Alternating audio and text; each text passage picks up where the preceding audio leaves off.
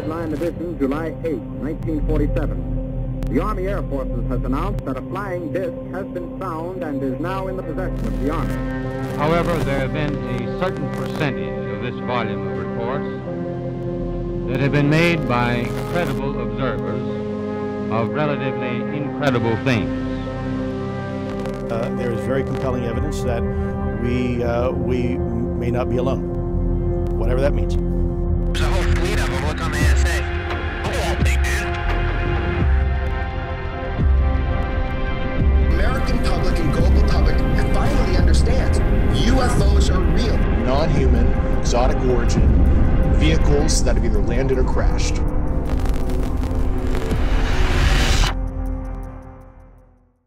What is up, guys? Welcome back to Disclosure Team. I'm your host, Vinny Adams. The following is a catch-up with Chris Lehto. I'm sure you all know Chris, former F-16 pilot turned UAP YouTuber. You know, I do these interviews on YouTube and sometimes they're an hour and a half long, but you know, I wanted to start putting out some slightly shorter form content. So I'm going to be having some brief conversations with people in the future, like this one with Chris, where we go for just over half an hour and just cover some of the kind of recent news and things that have been happening in the subject. So trying something a little bit new. As always, guys, please hit that subscribe button, hit that like button. Really appreciate everybody just supporting the channel. I hope you enjoy this brief catch up with Chris Lehto.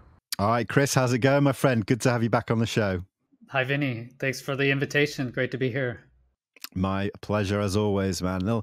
It seems to be, I don't know if you find this, but it's a bit of a quiet period. There's little things being talked about within the UFO subject, but I have this feeling that it's dropped off this year. How are you feeling about things? Yeah, it seemed like there was so much momentum from last year, you know, going into 2024. And I was so excited for 2024. And then they just hamstringed. It was the mics really hamstrung the UAP Disclosure Act and just totally shut it down. You know, it seemed like we were going to get this amazing Disclosure Act. It was a 64-page document, you know, never seen before in Congress. Charles Schumer, you know, majority leader, was basically a huge proponent of it. And then at the last minute, it was just totally shut down and hamstrung, you know, and I think that just really knocked the wind out of the sails, as well as AARO. You know, AARO came out with their report, which is the volume 1 report. And it's just totally, it's like a debunker's dream, you know, that report. They didn't mention any of the interesting cases at all. They just pushed all of that to volume 2. And so I think they've just done a great job of really handling the PR, the public relations aspect of it, handling the media. And so I think it's just been, you know, peaks and troughs. It was really, knocked the wind out of the sails of the disclosure effort, but it's still going in the background. You know, when I talk to people, insiders, if you will, in the background, they're still optimistic, and it sounds like it's still on track. It just, in the public eye, it seems like the public really has lost a lot of momentum, at least, or interest in it. Yeah, I feel the same way. I do, you know, I'm lucky enough to be in conversations with people who, you know, say it is happening, things are moving. I guess when you look at it from, you know, the general public perspective, or people on like X, on UFO Twitter, then maybe it doesn't seem as though we're moving so quickly. But even so, I always remain positive about it. But one thing that we have had is that we've had different cases and incidents to talk about over the past few months. We've had the Eglin UAP. Now, this is the one that was mentioned by Representative Gates at the congressional hearing last year. Is that a case you've looked into? Yes, I released another video last week on the Eglin UFOs. It basically, it sounds like there's more information coming out about it now. I was also drafting a video. Ross Coulthard said that an F-22 pilot from Tyndall Air Force Base actually was visual the objects as well. So it wasn't just aircraft out of Eglin. It was actually aircraft out of Tyndall as well, which is your F-22s. So those are definitely going to have radar. They're going to have radar hits on these objects and radar information. You know, how fast they're going. Are they really stationary? Was there high winds? And so that's interesting. It was also more information on the Eglin case as well, that supposedly there was high winds in the area. That was from Mark von Rennenkampf. He said that there was high winds. I went back and checked the METARs, which is the meteorological observations at Eglin Air Force Base that day, because it came out. It was January 26, 2023. And for the base there, I found there wasn't high winds. It was only, I think up to 12 knots at the surface. That's at the base. So you could still have high winds over the ocean. But I was unable to track down actually if there was any real high winds out there. The other thing is that apparently there is a video that came out from the FOIA requests, that basically there was a FOIA request done by a new name I didn't recognize, but they said that the video was not releasable. And up until now, we didn't know about a video. Supposedly the pilot's systems didn't work when he encountered the object. But the question is, is there actually a video? Was that just a mistype and there is a video, or is it, as we understood, is there only a couple images that Matt Gates referred to? But there is also the radar tape. And like I said, new information, the F-22 pilot also saw it. So if he saw it visually, then that means he surely saw it on his radar. They have an amazing radar. They have an actively electronically scanned array radar. Those are the advanced radar systems that Ryan Graves and his squadron were using when they started detecting these objects off the East Coast. So surely the F-22 saw these objects and got more information on it. Yeah, absolutely. And it's funny because I think one of the first things we knew about this case is that when they did first appear on radar, that there was maybe four objects in a diamond formation, which completely goes against this AARO report that it's more likely just some, castaway balloon that's just got loose or something, like a lighting balloon. And then even Matt Gates himself put out a statement, didn't he, saying that doesn't coalesce with the information that he's seen, that AARO are obviously missing some information. Do you think that AARO have basically not been getting all the information that they require? It seems like they just do a cursory kind of glance, all the information that they presented about, like GoFast, for instance, is straight off the Metabunk website. They basically could have just gone to Metabunk and looked at his arguments, as well as the gimbal.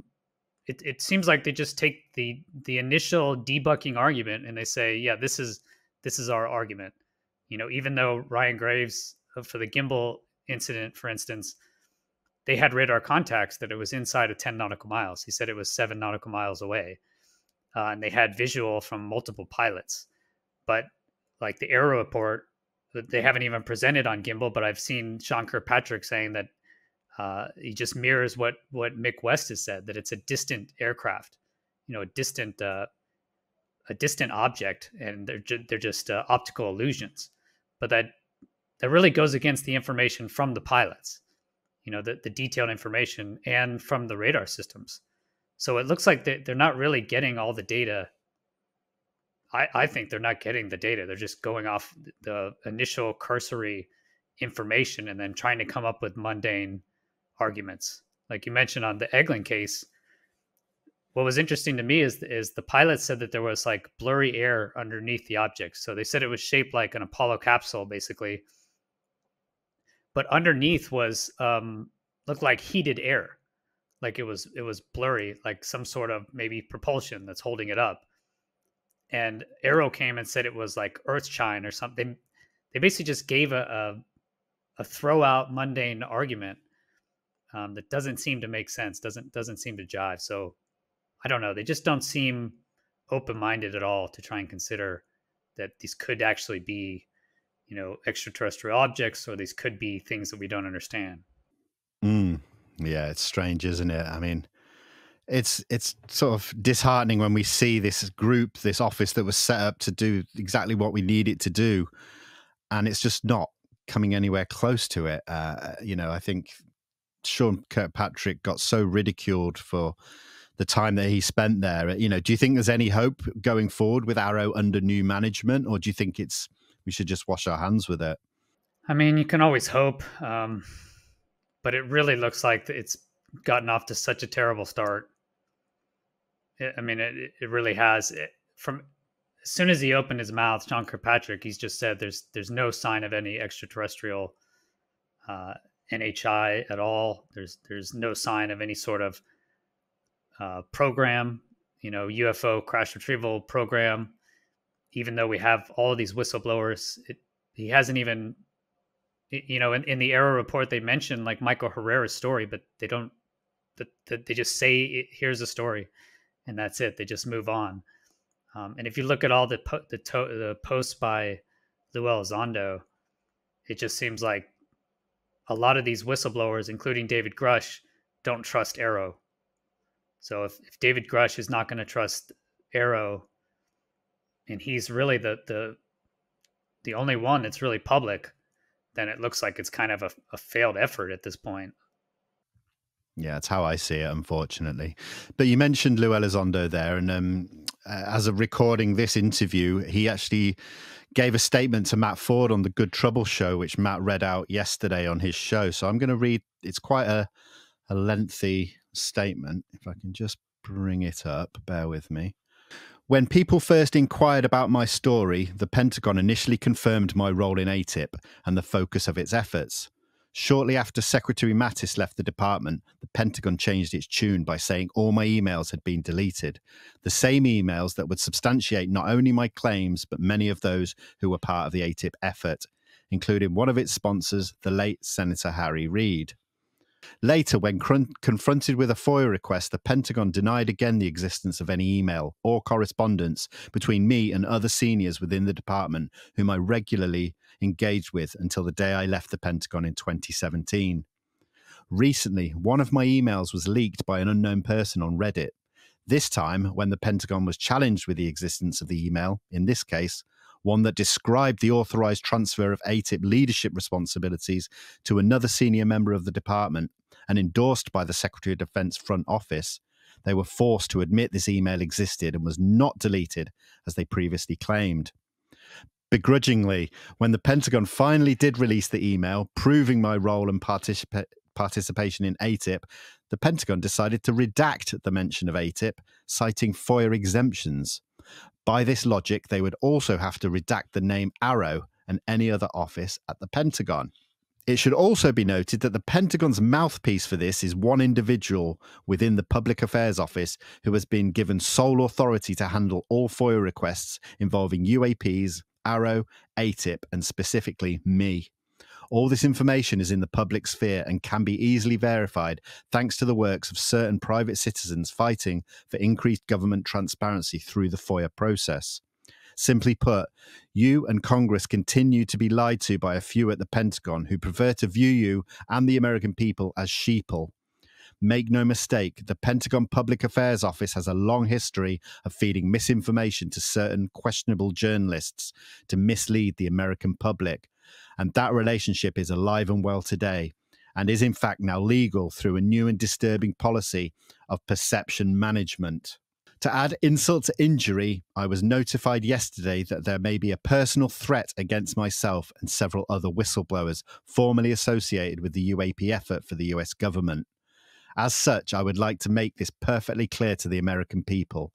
I am not prone to accidents. I am not suicidal. I am not abusing drugs. I am not engaged in any illicit activities. If something happens to me or my family members in the future, you will know what happened. And that's it. So that's a pretty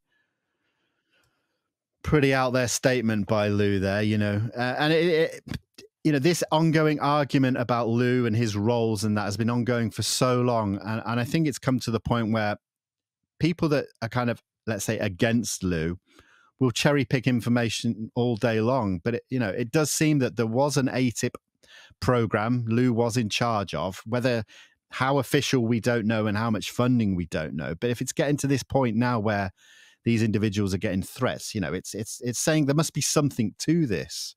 Yeah, I think it seems obvious he was in a program, OSAP, ATIP, whatever you think of those programs, there's so much documentation now, and there's so many people that have come out that the programs did exist, and he was there, and he was, running at least ATIP and investigating. So I don't know. I'm a huge supporter of Lue Elizondo. I think he's very credible. I think his heart's in the right place, and it just seems such a difficult topic. I don't know why people get so upset about Lue Elizondo. Why they're so against him. It seems like if he's fighting for transparency, that they should be on the side of him, not on the side of the government. I think those are really your two options. I don't know what the third option would be. Are you on the side of the government and believing everything that they're saying, even though they've been caught in so many lies in the past? Or I would say, are you on the side of Lue Elizondo, who's fighting for transparency? So I don't know why they make up or create a third avenue where they don't trust the government, but then they also don't trust Lue Elizondo. They think that, I don't know, he's some sort of counterintelligence agent or something. But all the things he's done has really been a thorn in the side of the government and the Pentagon. So I'm a huge proponent of Lue Elizondo. I really hope I hope to hear about his book. Hopefully that comes out sometime this year. And he's been optimistic. So like from his tweets, from what I can tell, his posts is that, there's a lot still going on in the background. He posted he just went to DC as well a few weeks ago to talk to interested parties. So he's still putting in his time and effort, and it's not an easy subject. You mentioned threats against his family. That I think that's uncalled for. And Lou mentioned in there that, about whistleblowers and that. And recently we had this new whistleblower come forward in an X space, Jason Sands. I wondered if you had many thoughts on Jason.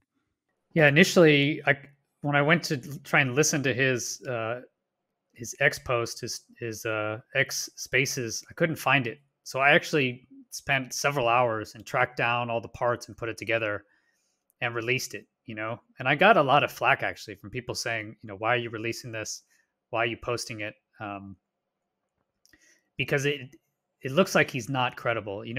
Right away at the beginning, Eric Davis came out and said he's not credible. And I think Eric Davis is really looked up to, at least when I interviewed Leslie Kean. She said he's very credible, very, very trustworthy. And I think Leslie Kean is credible and trustworthy. So the fact that she really supported Eric Davis, and then Eric Davis initially came out immediately and said that Jason Sands is incredible, said he either believes his own BS or he's some sort of counter agent. So initially I was excited, and listening to it, it is amazing. It basically has all the information you would want if it is true that there is extraterrestrials and all these programs. But there's a lot of red flags initially. So listening through, there is a lot of red flags. It's very vague in many areas. And initially it sounded like, he was a whistleblower, and he did go to Congress, and he did, I don't know if he actually did talk to AARO. Apparently he did. Apparently. So it sounded like he was legitimate. But then a few days after that came out, and he was in James Fox documentary. But then a few days after that, it basically, I hear from background sources that insiders did meet with him, but a lot of the dots didn't line up. So either his story changed or it didn't match what they understood, or what they knew about the program or what they were whistleblowing on. So it didn't seem to match up. So if you kind of combine all those things along with how it was released really on the X space, it looks like he's probably not credible, which is unfortunate. Yeah, it's difficult, isn't it? I had the exact same reservations, and I've spoken to people privately as well who have said this, almost backed up kind of the things that Eric Davis has said.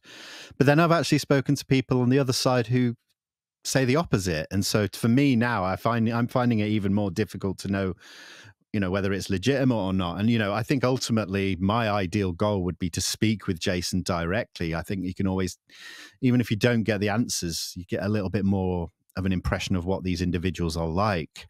That's good to hear, actually. It provides some hope. Because from everything I heard is that he was in the Air Force and he was doing the jobs that he said he was doing. And we did have the red team jobs. So we had aggressors. Actually, I was a member of the aggressor squadron. We did the planes, but there were aggressors that did all of the computer internet information stuff. So information aggressors. And so if he was an information aggressor, then I guess theoretically he could have been intercepting a lot of that information on this program. I can't imagine that they would be that loose-lipped with a program of this nature. You know, if you're going up to nuclear level secrets, if you actually have a UFO program, I can't imagine that a red team would be able to get information like that, you know, where they're transmitting on open radios. You know, we would never do that. We wouldn't transmit classified information on open radios. But I guess theoretically it could happen. I was at a base and the red team came to the base and they actually hijacked the base commander's webcam. And he got super pissed. He was really mad. He saw the little light on, I guess, and he ended that program quickly. So things can happen, but I would be really surprised if it was this level of security of a program and they're out there and he's able to intercept it as red team. This is what makes it so difficult when you've got information that sort of supports both sides of the argument, let's say. And I always like to try and withhold my own personal statements or opinions back. I always obviously need more information and data to support them, but it's tough. If you do have all this information bottled up, an X space is the most direct way to get the information out. You know, it's live, so no one can really stop you. It's not edited, so, and it's surprising, you know. So if you do have all this information that you want to get out there, I could actually see how an X space is, why you'd be willing to do that, is just get the information off your chest, just get it out there, and now at least no one's going to kill you, you know, before you can release the information, you know, I guess, if that's the, so I could kind of see how that would happen. But yeah, unfortunately, yeah, with Eric Davis and other insiders at least not matching up with what they're saying. That's where I lean towards not, but I'm glad there is a whistleblower. It seems like he's not gaining anything. I don't know why he would come out and say all this information and, you know, really negatively affect his life for what purpose? That doesn't make sense to me, but yeah, it's interesting. But let's move on to, a lot of what we've talked about already is just, as you know, there's obviously some frustration in the way the subject is at the moment. You know, we've had major podcasters kind of taking steps back for whatever reasons. So, you know, let's talk about that. Do you find it difficult to be in this subject sometimes? Yeah, definitely. It's a very difficult subject. You know, like I said, I released that Jason Sands interview and you just get tons of troll comments. You know, why are you releasing this? You're ruining your credibility. You know, I'm posting what I think is whistleblower information, but it's very new. And yeah, you'll just get negative comments. Like we talked about Lue Elizondo, Sean Kirkpatrick. It doesn't matter which side you're on, you're gonna get shot. You know, it's like a war. I guess it's just such a controversial subject. So both sides, Sean Kirkpatrick's getting threats, Lue Elizondo's getting threats. You know, everyone out there is getting threats. I think it's a very difficult subject. And you mentioned a couple. I made a video. Unfortunately, Ryan Graves, I haven't seen any videos from him in several months. So it looks like maybe he's obviously taking a break. And Kurt Jaimungal, he's released, he's had a lot of popular videos, actually, interviews on UFOs. And he said he's taking a break really because he's, it's just like he said, it's a difficult subject. The people involved just seemed in a lot of conflict, you know, conflict online, not happy, I guess, if you will. And I think it comes from, there was just so much. 2023 was an amazing year for pushing disclosure. You know, I did an interview with John Ramirez a year ago, and he said it'll be months, not years, until we get some, you know, admission from the government that there's NHI. And here we are a year later, and we haven't. You know, so I think people are just maybe fatigued from being promised, but the government, it's been 80 years. They're not going to just turn their story now and just all of a sudden release everything. Yeah. I mean, in an ideal world, maybe. But no, I mean, I hear you there. And as a content creator, we have to try and just put out as much information as we can and let the people that consume our content make their own minds up. I'm certainly not putting out my content to try and sway anybody in a direction. And then that causes issues because people say, well, why are you platforming this person or that person? Well, it's to avoid living in an echo chamber, which we also get accused of living in sometimes when it suits the argument. It's you can't win almost sometimes. And I mean, I certainly feel the burnout sometimes from just sort of feel like you're waiting for something to happen. But then that leads me on to something which I feel a lot of people can do, and that's go out and do their own research or investigations, however small. We just had Dr. Greer release the Disclosure Project Intelligence Archive, which I know we spoke off air that you'd not looked at yet, and I've only really sort of scratched the surface. But people can go and start doing things for themselves, looking at old documents and cases, or even if they really can, go and investigate something themselves. And that's something you did last year. You were part of this Hessdalen Investigation team. Can you just kind of rejig our memories about what that investigation was about? Yes, definitely. So Hessdalen Lights has been an ongoing project for many decades now, over 40 years. They've set up camera systems to really look into the light phenomena there, which is in Hessdalen Valley. But for this actual recent project, it was to try and find a ghost rocket. So back in the 40s, there was over 1,100 accounts of these ghost rockets, which are really what they initially thought were V2 rockets coming from Russia, or German rockets. Yeah, I'm sorry, from Germany, but they never found any debris, which is quite interesting. And so you had hundreds of accounts, over 1,000 accounts, and many of these were multiple eyewitnesses seeing these objects, which look like Tic Tacs, cigar-shaped objects, round objects, triangles, so all different shapes, navigating into lakes and sinking. And so it's this really interesting phenomenon that appears to only be in Scandinavia. Also, that there would be noises associated with it, where normally with all these other light phenomena, it seems like there's no sound, which is interesting. But with the ghost rockets, there is sound, and they'll land on the lakes, so obvious objects, and then sink.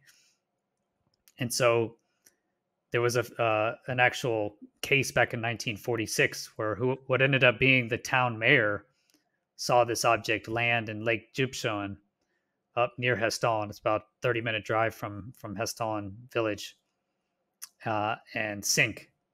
And so the group up there, Project Hessdalen and other members, basically went out to this lake with a lot of equipment. So actual ocean-bearing equipment, side sonar, and they found a strange object on the bottom of this lake. At least in the sonar, it looks quite interesting.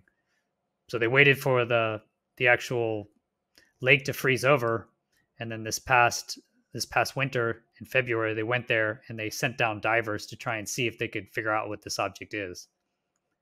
And it's a difficult project. I went there in October. It was very cold, and this was in February. And so it's actually a lake, so it's above sea level, so your bottom time is affected, etc. But these divers went down and used magnetometers to try and figure out if it was magnetic, what type of material it is. You have to deal with the soil. Every time you try and brush off the soil, it clouds the environment, so you can't really see anything. But they actually made several dives down to the object to try and figure out what it was. And now they're planning on going back in the summer to do, again, a summer dive to see if they can finally track it down, because they know exactly where it is. They know the coordinates. They know it's about 11 meters long. And it's not a mount. They don't believe it's just like a mountain, a mount under the water.